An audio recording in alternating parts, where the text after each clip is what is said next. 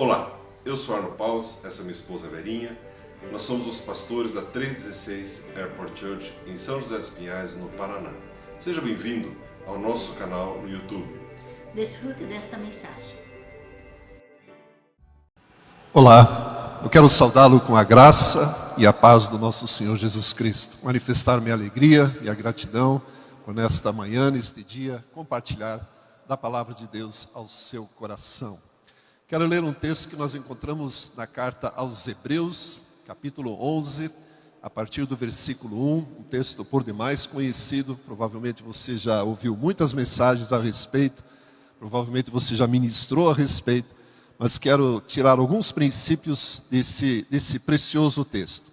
A palavra nos diz assim, em Hebreus capítulo 11, versículo 1, ora, a fé é a certeza de coisas que se esperam, a convicção de fatos que não se veem. Pois pela fé os antigos obtiveram um bom testemunho. Pela fé os antigos obtiveram um bom testemunho. Pela fé entendemos que o universo foi formado pela palavra de Deus, de maneira que o visível veio a existir das coisas que não aparecem. Pela fé Abel ofereceu a Deus mais excelente sacrifício do que Caim, e pela qual obteve testemunho de ser justo, tendo a aprovação de Deus quanto às suas ofertas. Por meio dela também mesmo, depois de morto ainda fala. Pela fé, e esse é o destaque que eu quero dar hoje, pela fé Enoque foi trasladado para não ver a morte. Não foi achado porque Deus o trasladara, pois antes da sua trasladação obteve testemunho de haver agradado a Deus. De fato, sem fé é impossível agradar a Deus, porquanto é necessário que aquele que se aproxima de Deus creia que Ele existe e que se torna galardoador dos que o buscam. Até aqui a palavra do nosso Deus. Queridos, a palavra nos diz aqui que a fé é um instrumento, na verdade, talvez o mais poderoso instrumento que eu e você, como cristãos, temos para especialmente viver nesses dias tão difíceis, dias maus, em que o mundo está envolto em circunstâncias jamais imaginadas.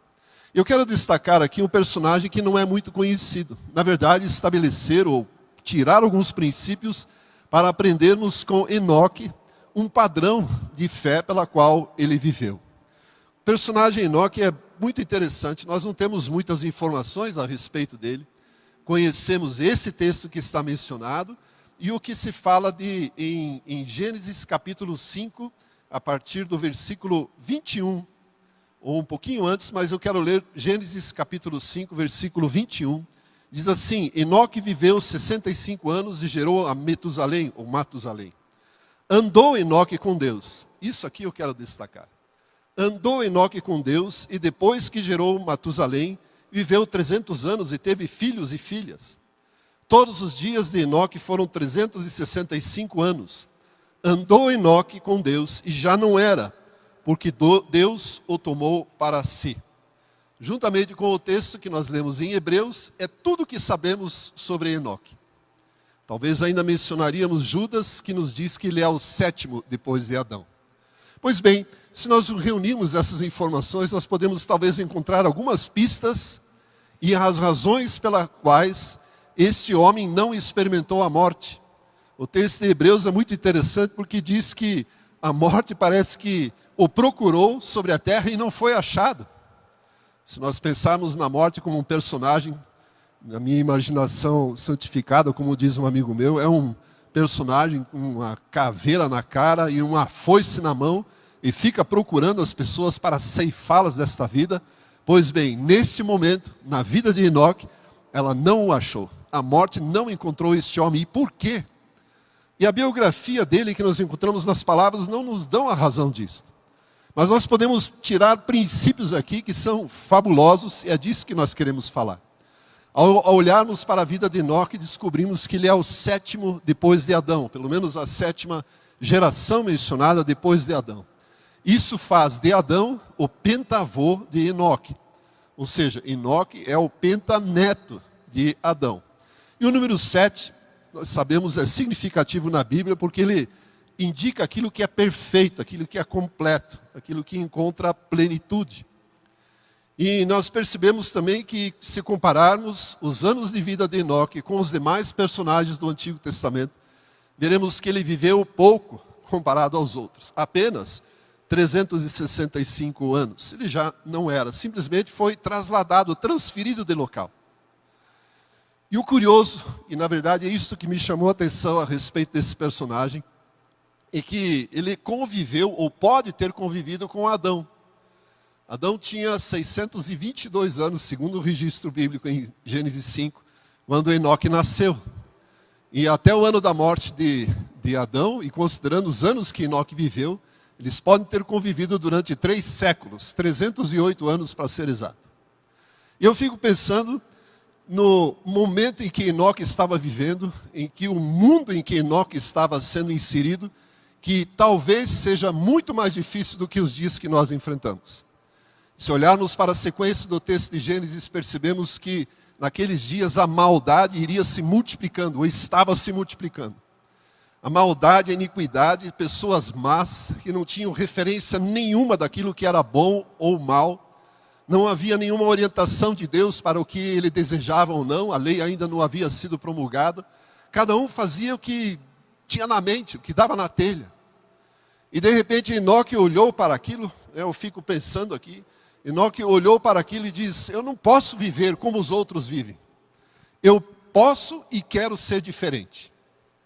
E mais uma vez, na minha imaginação, eu fico pensando que, de repente, Enoque procurou Adão, convidou ele para um churrasco, para uma pizza, para alguma coisa, tomar um chá, um chimarrão, e perguntou para Adão: cara, pentavô, vovô, como era a vida no Éden? O senhor viveu lá, você esteve lá. Você experimentou conviver com a glória, com a presença de Deus. Como que era aquilo? O que nós podemos aprender para vivermos, vencermos o mundo em que nós estamos inseridos? Adão estava no mesmo mundo. E consigo novamente pensar que, de repente, Adão buscando nas memórias, e boas memórias, de um tempo que não voltaria mais. Não sabemos exatamente onde fisicamente, geograficamente estava situado o Éden, mas mais uma vez vou usar da minha imaginação aqui e pensar que de repente, no portão do Éden, onde estava agora uma espada flamejante, Adão podia vislumbrar o que ele perdeu por causa da sua desobediência. Adão podia passar lá e buscar nas memórias e sem nenhuma possibilidade de retornar naquele caminho. Mas havia agora uma oportunidade, um menino de, 100 anos, procurá-lo e perguntar o que havia lá que a humanidade perdeu e que nós podemos resgatar. E ao que tudo indica, Enoque achou esse caminho, achou princípios para agradar a Deus de tal maneira, e conforme o texto de Hebreus nos diz que ele achou testemunho, ou o testemunho que, obteve testemunho que de haver agradado a Deus. Gente, o que esse homem fez para agradar de tal maneira, a ponto de Deus simplesmente arrancá-lo, transferi-lo da terra, tirá-lo daqui. O que esse rapaz adotou como um estilo, um princípio de vida, a ponto de agradar a Deus de tal maneira, a ponto de ele não existir mais. Eu só posso pensar e concluir que ele aprendeu com Adão, no testemunho das experiências que Adão obteve no Éden. E nessas conversas, tinha bastante tempo, 300 anos, levaram a Enoque e Adão a muitas conversas.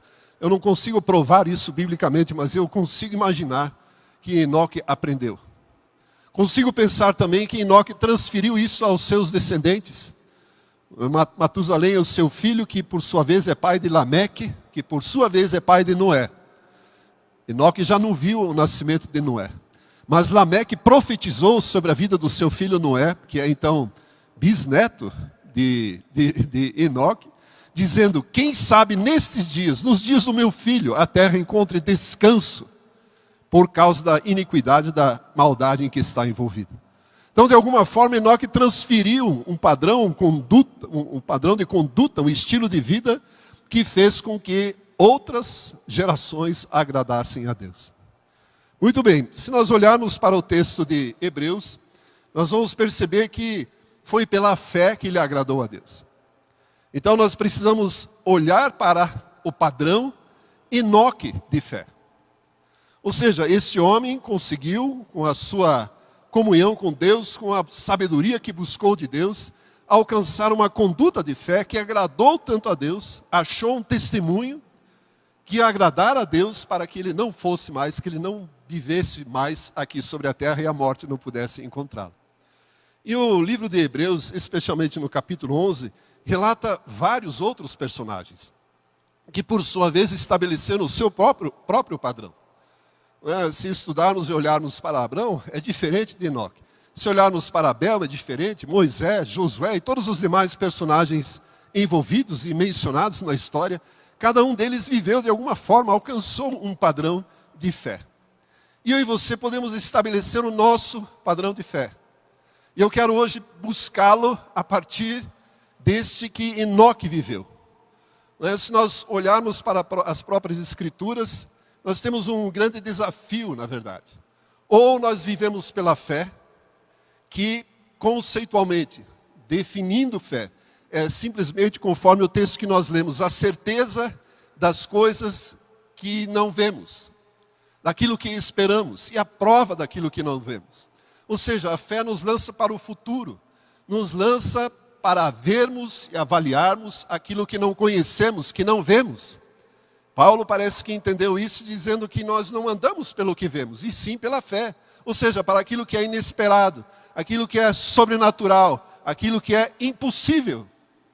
Eu aprendi, e quero compartilhar isso com você, que a fé, ela sempre atua de maneira sobrenatural, inesperadamente, inusitadamente, de uma forma inédita.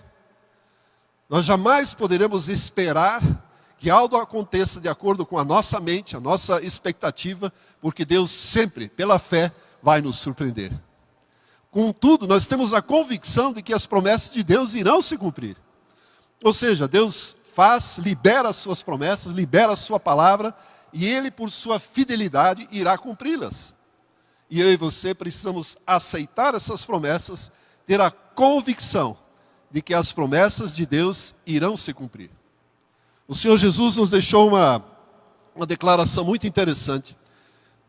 Nós encontramos isso citado em 1 João capítulo 5, versículo 4, atribuo que João aprendeu isso do próprio Senhor Jesus. E diz, porque todo o que é nascido de Deus vence o mundo. Todo o que é nascido de Deus vence o mundo. E esta é a vitória que vence o mundo, a nossa fé. E aqui nós temos um valor interessante. O que vence o mundo é a nossa fé. Como que eu e você, como que Enoque e os demais personagens, mas especialmente Enoque, venceram o mundo? Acreditando, crendo, aceitando que aquilo que Deus dissera era de fato verdadeiro. Quando usa-se a palavra mundo aqui, diz respeito à humanidade que está à nossa volta. E aí sim, novamente João nos diz que o mundo inteiro jaz no maligno, descansa no maligno, está inserido no maligno, ou seja, toda a influência que governa o mundo à nossa volta não tem absolutamente nada de bom, ao contrário, é maligno. E eu e você, como cidadãos do reino de Deus, precisamos enfrentar, conviver com as mazelas que o mundo nos apresenta. E aí, conforme eu já disse, podemos viver de duas formas. Ou nos deixamos governar pelas circunstâncias que nos cercam, por aquilo que está diante de nós, e sofremos as consequências disso, ou nos agarramos, nos firmamos com convicção na palavra de Deus e todas as promessas que estão nela, todos os princípios que podemos obedecer, todos os exemplos de personagens que estão diante de nós e vencemos o mundo que está à nossa volta. A palavra de Deus precisa ser sempre o nosso norte, precisa ser sempre a nossa orientação. A fé, evidentemente, olha para o futuro. E independente do que possa nos acontecer, nós temos uma promessa do Senhor Jesus. Esta é a promessa que Ele nos fez, registra João, a vida eterna. E eu percebo que nesses dias de pandemia, no último ano especialmente, estamos praticamente completando um ano, muitas pessoas, especialmente cristãos, perderam completamente a perspectiva da eternidade. Perderam a noção de que eu e você somos seres e feitos, criados para vivermos na eternidade. E que Deus sim nos resgatou, nos salvou, redimiu e remiu para vivermos a eternidade com Ele. Para passarmos todos os anos, já a eternidade não tem anos, mas seja lá como for. Nós passaremos com Ele, é isso que importa. É para isso que eu e você precisamos olhar. E a fé, conforme eu disse, vence o mundo. E aí, eu fico pensando que nós como cristãos, ou os cristãos de forma geral, muitos deles, vários deles, e eu convivi já, tive experiências assim, olham para Deus como se fosse um botão de emergência. Em fábricas, quando tem um maquinário, uma linha de produção funcionando, operando, muitas vezes tem um botão vermelho, grandão assim. E quando acontece alguma coisa, é o botão de emergência. Aperta o botão e tudo para. Sirene toca, aquele alarme, aquela confusão, aquela coisa toda acontecendo para que o problema seja resolvido. E percebo que muitas vezes cristãos olham e dependem de Deus desta maneira. Quando a coisa aperta, de repente uma circunstância, faltou dinheiro, perdi o emprego, meu Deus, ficou doente, pá, aperta o botão. E como se apertando esse botão de emergência, Deus fosse obrigado a correr e vir ao nosso socorro. Não é assim que o relacionamento, que a vida com Deus funciona. Não é assim que Enoque alcançou o testemunho de que agradara a Deus. Pela fé, ele alcançou um testemunho de que agradara a Deus. Eu lembro de uma experiência que aconteceu, sei lá, uns 40 anos atrás. Eu acho que nem os nossos filhos ainda tinham nascido, estávamos no início do nosso casamento. E enfrentei uma situação muito difícil, constrangedora, difícil mesmo. Eu precisava ir para uma reunião com advogados. E naquela época, nós não estávamos assim inseridos no ministério. Na verdade, afastados um pouco da igreja. Ambos, minha esposa e eu, nascemos em lares evangélicos, participávamos de igreja, mas não com um compromisso e não efetivamente inseridos. E na minha memória eu tenho até a rua em que eu estava trafegando, o carro que eu tinha na época, e fui em direção à reunião e citando como que num mantra: o Senhor é meu pastor e nada me faltará. E repetindo: o Senhor é meu pastor e nada me faltará. O Senhor é meu pastor e nada me faltará. Como se eu citando este versículo, a situação iria se resolver. Mal sabia eu que o pastor a quem eu estava invocando não era Senhor da minha vida. Ele não governava a minha vida. E, portanto, ele não podia cuidar de mim. E, portanto, ele não podia cumprir a promessa de que nada me faltaria. Pela misericórdia de Deus e por razões que só o amor de Deus mesmo pode explicar, eu consegui resolver aquela situação. Pelo menos naquele momento. Mas anos depois eu percebi, meu Deus, que ingenuidade, que estupidez. Onde já se viu? E na verdade, naquela época, quando enfrentávamos qualquer situação difícil, nós falávamos um para o outro: vamos ler a Bíblia. Aí pegávamos a Bíblia empoeirada, que dificilmente era usada, só em momentos de emergência, e achávamos que aquilo de alguma forma iria aplacar a ira de Deus e acionar o amor de Deus para que a situação se resolvesse. Gente, eu percebo que muita gente vive assim. Muitas pessoas só invocam a Deus quando a coisa aperta, quando não tem mais para onde correr. E na verdade, Enoque nos ensina que ele alcançou bom testemunho por ter agradado a Deus. Gênesis diz que ele andou com Deus. Andou com Deus. E na verdade, segundo a etimologia da própria palavra no hebraico e as referências que nos remetem, é algo que leva a uma reminiscência, a uma relíquia daquilo que Adão experimentou no paraíso antes do pecado. Adão andava com Deus, podia conviver com a própria glória de Deus.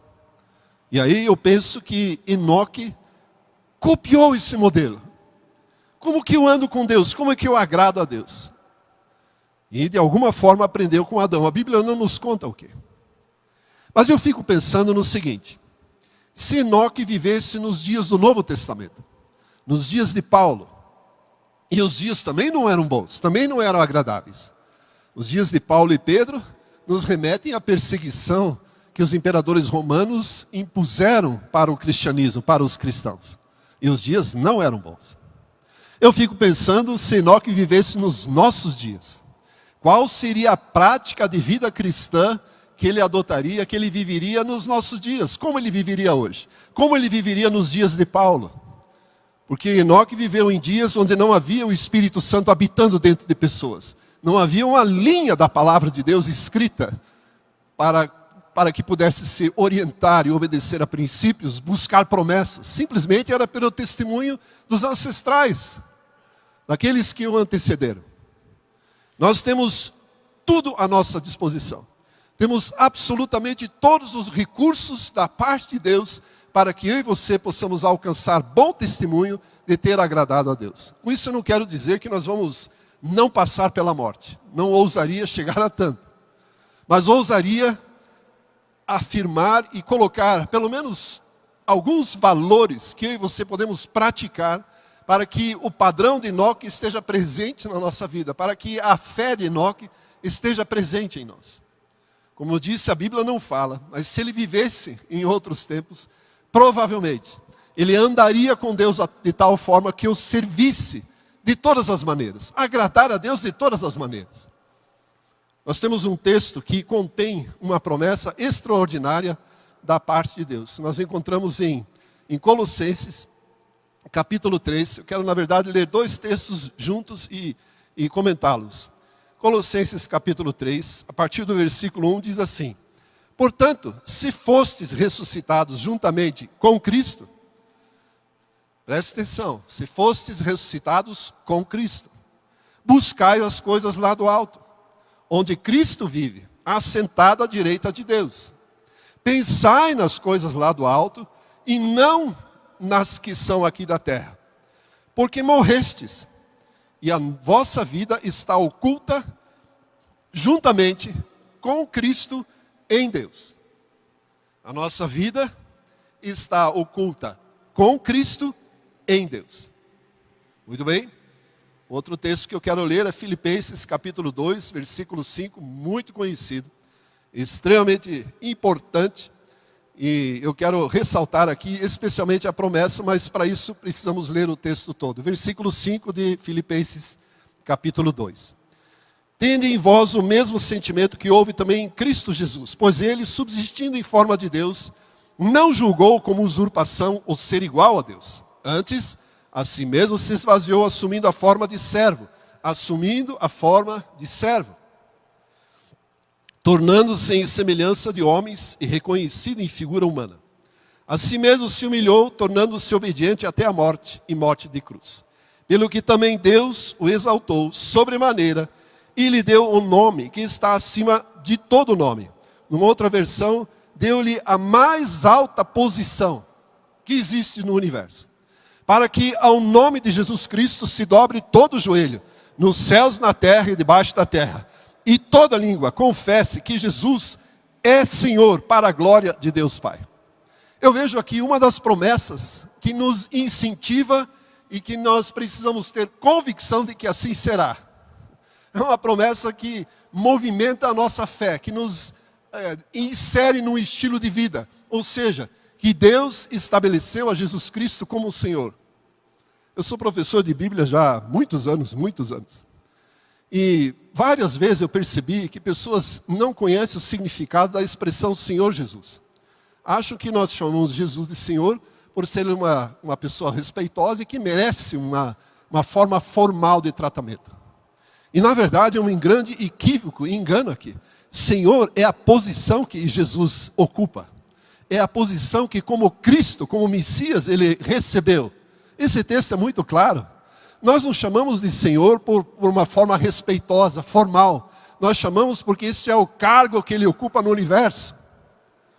Ele é o Senhor do universo. É a mais alta posição que existe nos céus e na terra. Nos céus e debaixo da terra. Não existe outra posição maior. Para entendermos isso, o Brasil tem como cargo máximo presidência. Em monarquias é o rei ou o primeiro-ministro, numa forma parlamentar de governo. Seja lá o que for.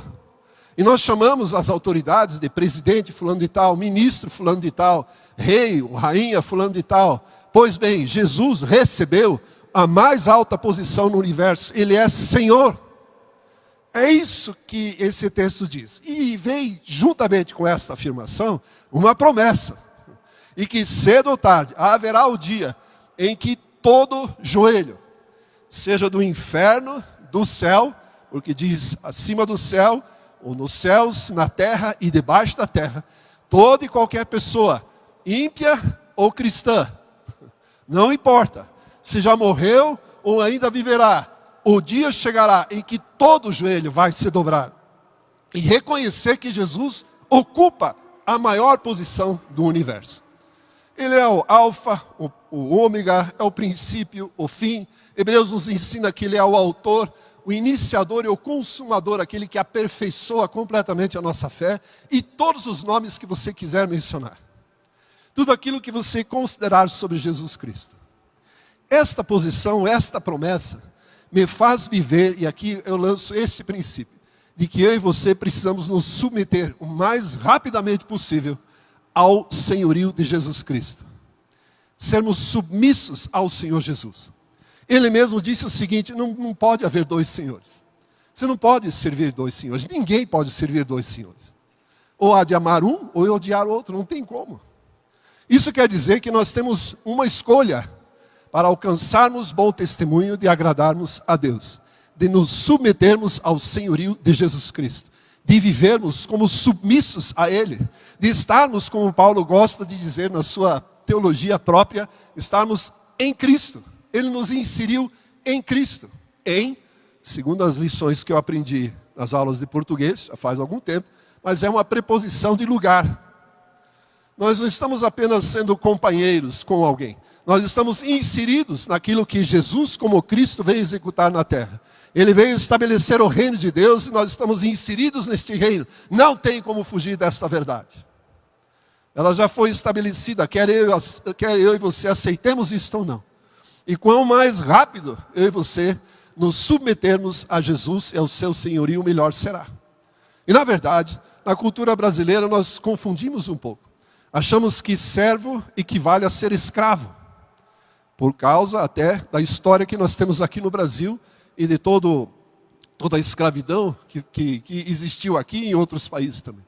E na verdade, biblicamente, não é escravo. Escravo é uma coisa, servo é outra. Escravo obedece, servo se submete.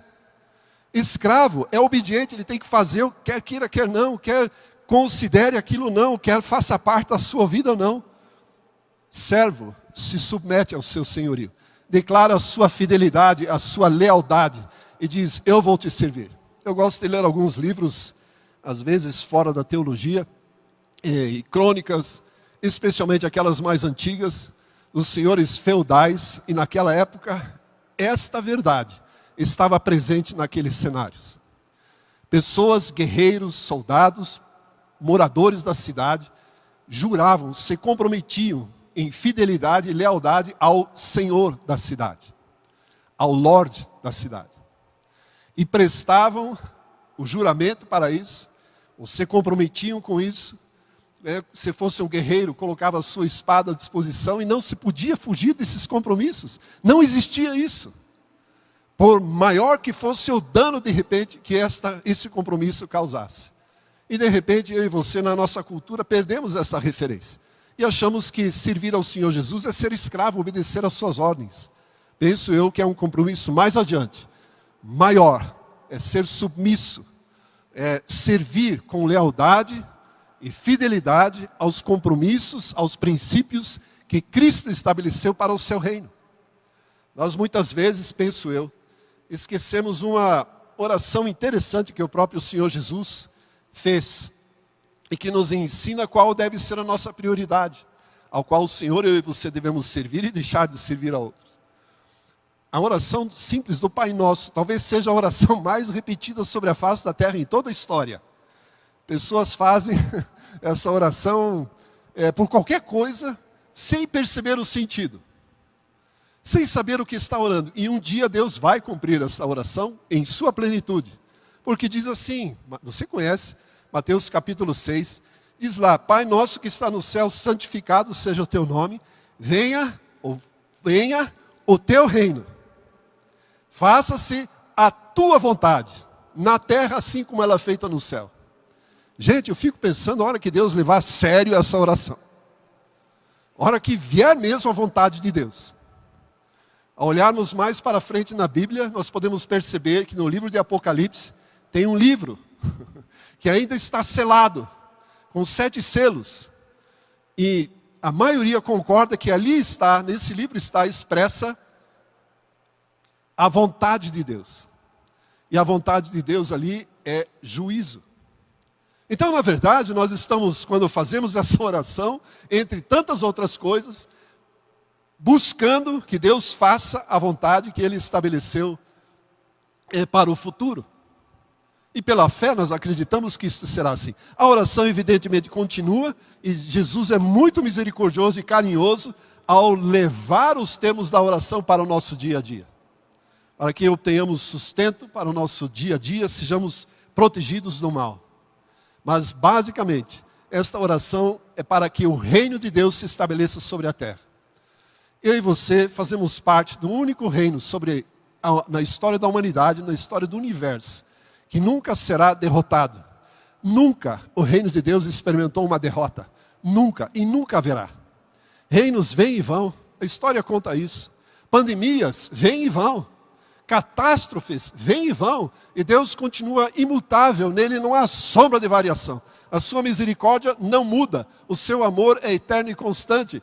Cristo Jesus foi estabelecido como o Senhor deste reino. E é isto que nós precisamos buscar e viver como estilo de vida. Gente, não importa o que aconteça à nossa volta, não importa o que as notícias digam, não importa o que as redes sociais proclamam, e pessoas, aquilo que proclamam, o que manifestam ali. O reino de Deus precisa ser a nossa prioridade, o nosso único alvo, porque dele Jesus Cristo é feito o Senhor. E se nós queremos viver submissos a Ele, é assim, esse estilo de vida que precisamos entender. Andar e agradar a Deus. Alcançar bom testemunho da parte de Deus para estabelecermos o padrão de Enoque. Isso me leva a pensar ainda que eu e você precisamos reconhecer todas as virtudes do próprio Deus. Existe um Salmo, capítulo 4, no versículo 1, na versão em português, lamentavelmente, ele não expressa o que o texto quer dizer. Mas Salmos capítulo 4 nos diz, irai-vos e não pequeis. Mas nas versões em inglês e em alemão, diz mais ou menos o seguinte, pasmem-se, pasmai-vos, stand in awe diante do Senhor. Pasme diante da grandeza de Deus. Nós sabemos que Deus é absolutamente soberano sobre toda e qualquer circunstância. E quando eu e você observarmos a solução que Deus trará, a solução sobrenatural de um milagre para essa situação, eu e você certamente iremos nos pasmar. E nós diremos, cara, nunca imaginei que seria assim. Mas ela vai passar, porque o nosso Deus é soberano. Ele é especialista em tirar a humanidade de encrencas. A Segunda Guerra, para mim, é o marco disso. 3% da população morreu, foi aniquilada naquele conflito. Equivaleria hoje a cerca de 230 milhões de pessoas. Nesse sentido, nós ainda estamos longe disso. E não queremos chegar lá. Mas Deus tem uma solução.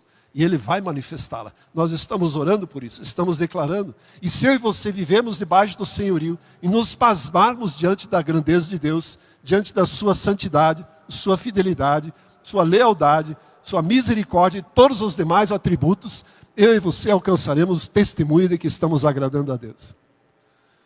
Finalmente, eu e você precisamos reconhecer que pela nossa natureza humana, eu e você jamais alcançaremos este padrão. Aí se diz, pastor, e agora? Se me meteu numa encrenca, traz princípios tão lindos e maravilhosos, como que eu saio disso? O Espírito Santo que habita em nós, e segundo o ensino do Senhor Jesus, vai nos guiar em toda a verdade, vai nos ensinar todas as coisas, vai nos convencer do juízo, da justiça e do pecado, das maldades, vai nos ajudar a discernir qual é de fato a vontade de Deus e vai nos direcionar para que vivamos em obediência aos princípios da palavra de Deus. Gente, o Espírito Santo foi dado por Deus porque Ele é mestre em manifestar a imagem e semelhança do próprio Deus em nós. Sem o Espírito Santo habitando em nós, nós não poderemos nos submeter ao senhorio de Cristo, não poderemos reconhecer as virtudes e atributos de Deus, não poderemos vencer e muito menos obedecer à própria palavra de Deus. O Espírito Santo é aquele que nos convence de que eu e você não somos suficientemente espirituais para, por nossa força, obedecermos à palavra de Deus. Nós precisamos dele. Então Deus, na verdade, Ele nos colocou numa boa armadilha santa. Porque Ele nos ensina a viver debaixo do senhorio de Jesus e a reconhecer a santidade de Deus e todos os seus demais atributos, e não somos capazes de fazer isso. E a solução, a provisão veio do próprio Deus para que eu e você, com o Espírito Santo, possamos vencê-lo. É Ele quem nos ajuda, é Ele quem nos capacita a obedecer a palavra de Deus e nos ajuda a desvincular-nos, a nos afastarmos da justiça própria. Mais uma vez, eu invoco a experiência. Eu já vi muitas pessoas dizendo assim: olha, eu orei e tal situação se resolveu. Foi por causa do meu jejum que a solução veio. Foi por causa da minha oração. Eu tenho certeza e eu posso dizer que não é por causa disso. Porque o nosso Deus não divide, não compartilha a sua glória com absolutamente ninguém.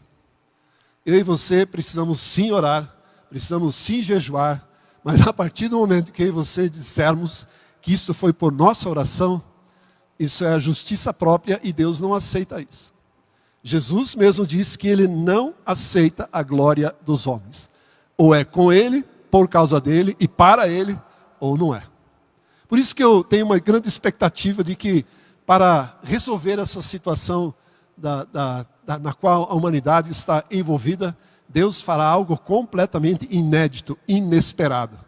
E essa expectativa que eu e você precisamos gestar, porque a fé nos lança para o futuro. A fé é uma convicção de que Deus pode e vai resolver todas as coisas. Ele é especialista, como eu disse, em tirar a humanidade de encrencas. E vai nos tirar dessa. E eu e você precisamos olhar firmemente para o Senhor Jesus. Olhar firmemente para o nosso Deus. Uma dependência absoluta, total, do Espírito Santo de Deus. Para alcançarmos um testemunho que agrade a Deus. Como eu disse, eu não sei se nós podemos, ou alguém experimentará, ou terá uma experiência como Enoque teve, de ser buscado pela morte e simplesmente não ser achado porque Deus já transferiu aqui, já transferiu para outro lugar. Fato é que eu e você devemos e podemos desenvolver uma vida, um estilo de vida que agrade a Deus de tal maneira, priorizando o reino de Deus, estabelecendo como agenda número 1 o reino de Deus e todas as suas ações. Aquilo que está à nossa volta, aquilo que a igreja está promovendo, todas as ações que o governo promove, a nossa comunhão com Deus, isso precisa ser prioritário. Nós não podemos servir a dois senhores. Ninguém pode fazer isso. Nós precisamos nos voltar, gente, isso é sério, voltar ao senhorio de Jesus. Tenho falado que se Deus me impedisse ou me permitisse de pregar apenas sobre um assunto, eu escolheria o senhorio de Jesus e como viver debaixo dele. Nos submetermos a este senhorio. E este é o nosso compromisso. O reino de Deus precisa ser nossa prioridade. Porque Deus o estabeleceu como autoridade máxima sobre o reino de Deus. Ele monopoliza todas as ações. Ele é o centro das atenções. Todas as coisas, todos os caminhos convergem para Ele. Ele é o Senhor do universo. E vale a pena eu e você vivermos debaixo desse senhorio. Vale a pena eu e você alcançarmos testemunho de que agradamos a Deus. Vivendo debaixo do senhorio de Jesus, reconhecendo os atributos de Deus, as suas virtudes e uma dependência total, radical do Espírito Santo de Deus em nossa vida. Certamente existem muitos outros princípios, mas eu creio que se Enoque vivesse nos nossos dias, ele priorizaria pelo menos esses 3. Obedecer constantemente, viver e andar com Deus, agradar a Deus de todas as formas. O meu desejo e a minha oração é que nós alcançamos este padrão Enoque de fé. Um estilo de vida do qual Deus se agrada. Que Deus encontre em nós um testemunho favorável de que de fato agradamos a Deus. E o desafio final que eu lanço para você é pensar e avaliar na sua vida o que você tem feito, não é? E buscar a direção do Espírito Santo de Deus, se todas as suas ações agradariam a Deus. Se estivéssemos agora diante de um julgamento, diante do tribunal, diante do qual todos nós estaremos um dia, mas se fôssemos julgados hoje, quais seriam as ações, as obras, ou aquilo que estamos fazendo no nosso dia a dia, o nosso comportamento, diante de pessoas, diante de Deus, o que de fato agradaria? Qual seria o testemunho de Deus? Porque eu fico pensando que se Enoque alcançou o testemunho, é porque em determinado momento Deus parou todas as ações no céu e disse, é o seguinte, ó, vou tirar esse guri de lá. Vou tirar porque o cara é fera. Ele não viverá mais naquele mundo que está envolto em iniquidade. Vou tirá-lo. Deus, na minha visão, testemunhou para todos os ouvintes e todo o seu público que estava ali, no diante do seu trono, de que Enoque alcançou o testemunho e não passaria pela morte. Esse testemunho eu e você podemos encontrar, de andar com Deus, a agradar a Deus, de todas as formas. Eu quero orar com você ainda neste momento. Querido Senhor, muito obrigado por esse exemplo e por todos os exemplos que o escritor aos Hebreus nos deixa. Deus, muito obrigado por esse padrão, por esse comportamento que o Senhor encontrou em Enoque. Senhor, permita-nos que, mesmo estando vivendo dias tão difíceis, dias maus, nós possamos alcançar um testemunho de agradá-lo de todas as maneiras. Querido Senhor, querido Espírito Santo, eu peço e clamo ao Senhor para que em nossos corações haja uma disposição vinda da parte do Senhor de servirmos única e exclusivamente ao Senhor Jesus, de exaltarmos, engrandecermos ao nosso Deus em todos os seus atributos continuamente e dependermos sempre do Senhor para nos ensinar a palavra de Deus, para nos guiar em toda a verdade, para nos convencer da nossa própria fragilidade. Espírito Santo de Deus, fica conosco, permaneça conosco, para que Jesus Cristo seja exaltado em nossas vidas e que possamos viver constantemente debaixo do seu senhorio. Pai Celestial, muito obrigado porque o Senhor está absolutamente sob o controle da situação e das nossas vidas.